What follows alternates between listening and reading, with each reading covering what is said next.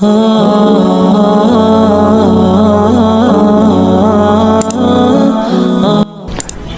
nikmat batinah, yaitu kepuasan mendapatkan ma'rifatullah. Aku ulang lagi, kepuasan mendapatkan apa? Ma'rifatullah. Itu nikmat batin. Baik yang terkait Allah maupun terkait logika-logika tasawuf. Terkait Allah misalnya gini, misalnya kula mikirnya. Kula nu bolak-balik matur niki, berkali-kali di tempat ngaji ini. Mugi-mugi jenengan eling mboten gadah masalah ingatan ini eling-eling. Eling-eling tenan. Wong nak soleh, ya soleh, soleh. Cek soleh mulai cilik, cek soleh dadakan terus husnul khotimah. Pokoknya napa? Soleh. Niku nak mati, niku bumi ku nangis. Nangise bumi ku kekurangan utawi kalong wong sing sujud ning ndekne. Ya Allah Gusti, biasanya wonten tiyang niku sujud teng nggen kula, dia berperilaku baik teng nggen kula, sakniki tiyang niku mun jenengan ambil, nangis bumi. Sakniki sing urip arek bedua-bedua, damel narkoba, damel ngefly, damel macam-macam lah. Niku nangis bumi. Langit seweneng. Semeneng Gusti matur nuwun Gusti, orang itu saya tunggu lama, sekarang sudah engkau angkat ke tempat kami, maksudnya diangkat teng langit. Sing bumi nangis, sing langit napa? Seneng. Nah kemudian kita berpikir begini, bumi kok iso nangis piye? Nah itu terserah sampean apa termasuk ulama zahir apa termasuk ulama batin. Kalau ulama zahir mengatakan bumi nangis itu mau kinayatun anil husni, pokoknya pantese bumi itu susah, wong kelangan putra terbaiknya. Tapi nak cara ulama-ulama hakikat yang mengenali sekali betapa kudrohnya Allah, betapa kudrohnya Allah itu tidak terbatas, itu yang meyakini bumi nangis itu nangis tenan. Misalnya ngaten kula tak terangno malih ya. Kowe bayangno dadi Nabi Adam, ngrungokno kowe. Kowe bayangno dadi Nabi Adam. Nabi Adam tenan maksudnya. Terus Nabi Adam orang pertama dia tahu betul kalau dia dicipta dari bumi. Dan dia pula tahu betul, beliau tahu kalau dia bisa ngomong, bisa mikir, bisa macam-macam. Terus indukannya beliau itu bumi. Mesti pikiran Nabi Adam, jangan-jangan bumi ini juga bisa berpikir kayak saya. Ini kan materi saya, karena saya dari bumi ini bisa ngomong, bisa melihat macam-macam. Terus bedanya apa manusia mbek napa? Umpama kowe dadi Nabi napa? Adam. Orang yang dekat sekali, qoribu ahdin, dekat sekali dengan kesaksian kudroh Allah. Gini ku dekne roh nak materi ini ke bumi, dan dia orang pertama yang urung lali kemana. Tapi ketika sudah ribuan orang, mungkin jutaan orang lali, seakan-akan bumi itu tidak jenis dari kita. Bumi adalah hal yang berbeda dengan kita. Kita manusia berakal, bumi itu benda mati. Terus kowe katut wong goblok-goblok, bumi itu benda mati. Sajane ya rada kriminal wong Islam muni bumi itu benda mati. Enggak bisa berpikir, yang bisa berpikir hanya manusia. Itu kengawuran-kengawuran yang kita ciptakan sendiri, kita wariskan turun-temurun. Umpama kowe iku dadi ulama, ngomong ngono iku isin. Bumi kok nyekseni kowe sujud, banyu nyekseni mbok pangan, mbok ombe kanggo sujud. Semua itu bersaksi tentang kita. Lah nek sampean tanglet kula, cara melogika gimana? Begini, tak wari cara gampang-gampangan ya. Tak warai tauhid sing kasyaf. Tauhid ini yang dawuh Sayyidina Ali, lau kusifal khoto umastatu yakinan. Umpama somben tutup-tutup iku dibuka, akulah imanku ora tambah mbek pangeran. Karena tren dunia dan akhirat sama. Zaman ning dunia ya Allah ala kulli saing godin, kok zaman ning akhirat ya Allah ala kulli saing.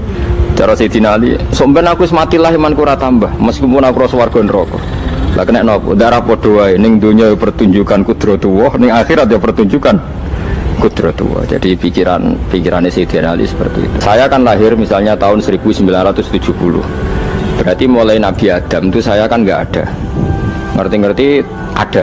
Saya mengira waktu zaman tidak ada itu panjang apa cepet? Cepet, karena kita tidak melalui itu. Ujuk-ujuk wujud. Kadang kalau mati ya wedi kan. Mau mati jebule kiamat 1 juta tahun kasih wopo nang kuburan. Masuk di Khalillah itu. Makanya aku ya ora roh, tak tinggal turu sakmono kan yo nglilir. Nang nglilir terus nanti terus. Apa mlaku-mlaku nang donya kok piye kok nak turu ya kok ngani ngoyo turu kok ribuan tahun lintas. Terus ya apa jajal sampean tak takoki misale sampean ning kuburan niku apa ngadepi muka nakil tukaran terus yo keselen tukaran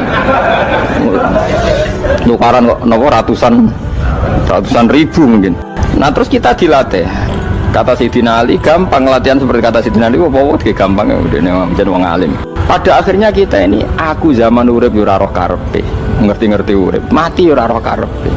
Pas mati sebenarnya petangin dah yo ora roh karepe. Pokoknya wa mata syauna illa ya syawwa. Makanya masyhur dia ketemu orang ateis, dia orang ateis itu anti Tuhan, anti Tuhan maunya. Dia ditanya, lalu kamu hidup itu karena siapa? Ya gak tahu hidup.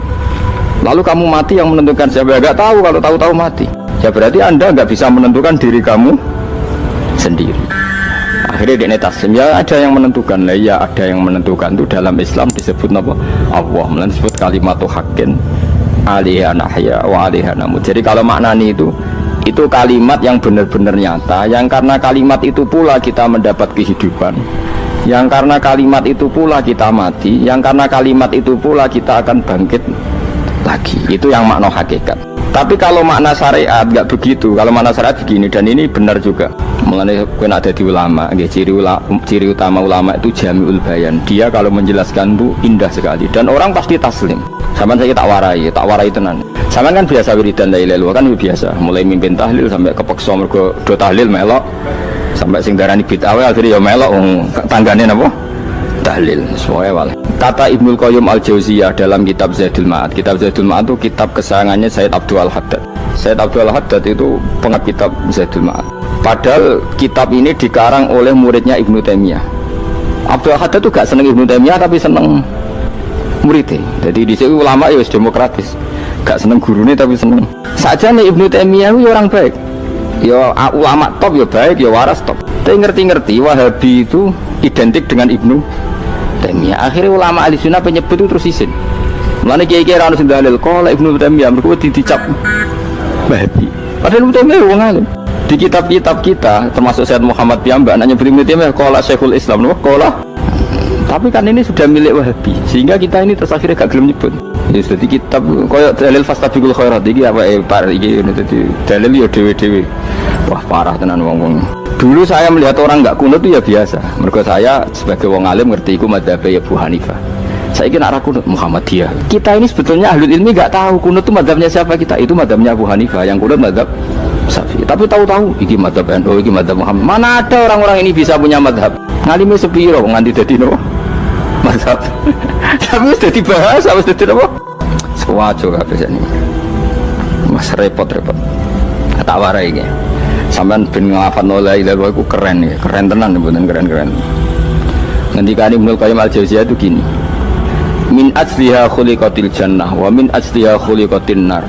Terus wa min asliha khuliqatid dunya wa min asliha bu'isatir rasul wa min asliha qatalar rasul. Wah, terus sampai sekarang saya tak bedai. Surga itu kan digawe kelas VIP mewah.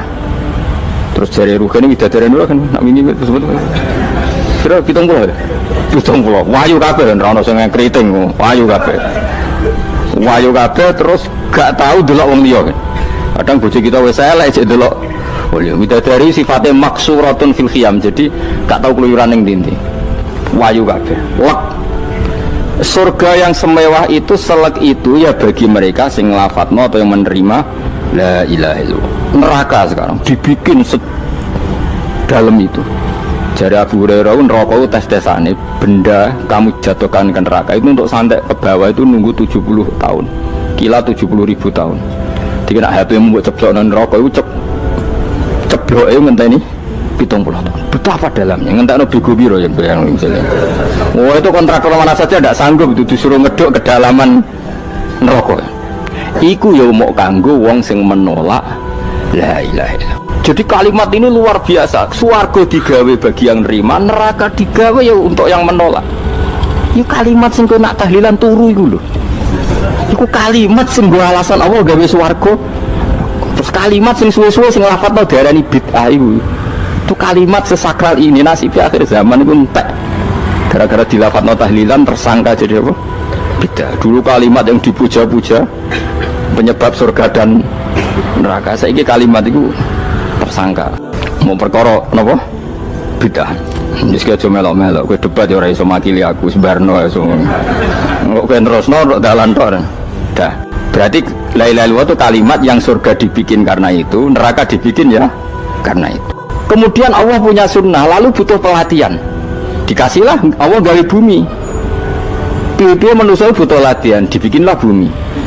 Gendene latihan ikrar la ilaha illallah dengan sadar, dibikinlah bumi, liyabluwakum, terus dites.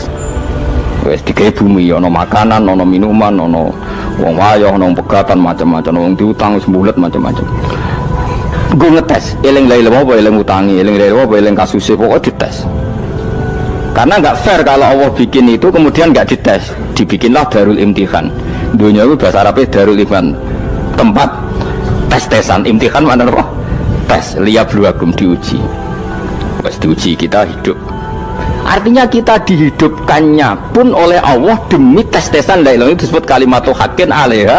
Nah ya sebenarnya kita hidup pun ini untuk dites. Pada akhirnya la ilaha illallah apa enggak? Paham ya? Terus dites. Allah itu juga secara hukum itu kan nggak fair, dites kok nggak punya pemandu, dibikinlah rusul, diutuslah para rusul untuk pemandu. Tes itu kan butuh seru, mak pemandu tok ora ono musuhe kan gak seru, dibikinlah setan.